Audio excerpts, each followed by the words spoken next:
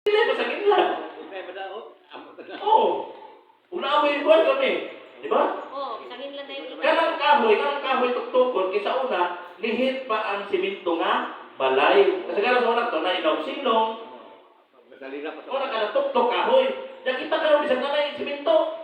Hindi ko, uy, pag hinay kayo, pag agin mo dito na yung disgrasya, pag motor ko lagi, pagbuba ko lagi, sus, bagoy taon, magkita po taon kahoy, ito, tato, tuktok.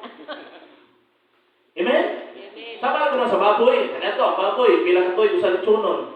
Karon tulog ang buwan, di ba? Litsun na. Tingnan ano, ang atong kuan ba? Ang panahon karon sa una, alas 9, vitamins dili. Oh, vitamin. So ay painit ron alas 9, ba, yaw-yaw ka. Yung tinginita. Tingnan na, ang atong kalibutan, magulagtuyok, magunay. Madaot na. Ang ato sa pangunahuna, nakabasa na sa pulong sa Ginoo, dili na sa tagay ignorante. Kanang mga kinaiyaw, mga tuk-tuk-tuk, mga kuwas. Ato na hinahinayo na ito na, oy.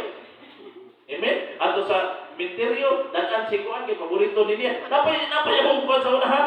Mag-uyo ko managtan. Kana bitaw ko sa nakalagalag, kana magampo na yung handa-handa biko-biko. Oh, pisus, tagbawa na din siya ba. Kunya ni ka pa ato sa minteryo, tagayan pa kulang pa ang baso. Diya sa kanang tagayan pa sa baso na niya. Biyaan, Ginoo. Jadi tali ko na mo, Ginoo ko. Ang itong nagpuyo dito, takbaw eh.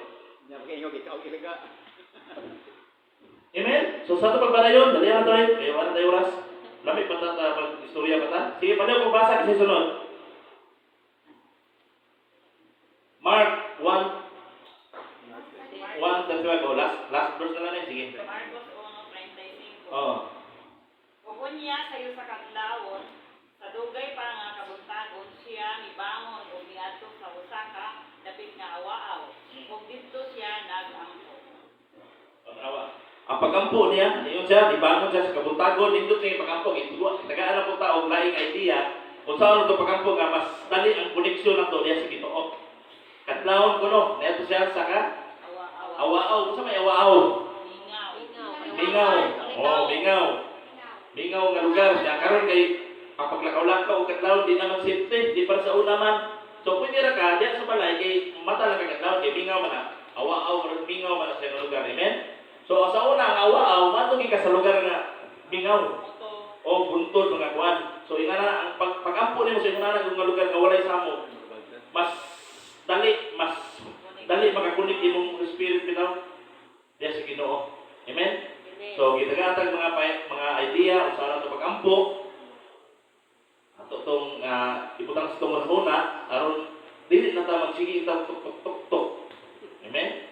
Ato na siya kung hinayayon na natin buha sa atong kanusan sila ba kay makabuhat yung puntaan na, amen? Moro kita kong giingon nga, nagsagol na ang Kristohanon o ang katong kinaraan nga style, kasi makatuktok siya, pero ingon siya, in Jesus' name. Puro na ako kong kinaraan, amen? Okay, tinutang, gabot. Talagon ko, Diyos, sa uling kapusan, salamat sa iyong pagkamayo, salamat sa pulong na mong nadawag karon pag nalagin ni Ginoo. Ikaw na mong patubo sa pagkatusa ka naman kung naman nagsing-kasing. Sayot kami, Lord, nga kami ni Elcon, pagos ng paglingon na wala kami yung himo, kung wala ka sa mungkin na bulit. Talagon ka, mahan sa uling katapusan. In Jesus' mighty name we pray. Amen.